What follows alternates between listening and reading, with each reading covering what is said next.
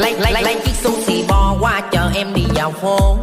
Váy ngắn bờ mỏi cong mong chữ C ngừng nàng khỏi chê. Nhìn nàng ngây ngô hồn nhiên đi cho lòng anh quên buồn phiền. Dịu hiền tình đất về thương cho anh đây ngắt ngay tâm hồn.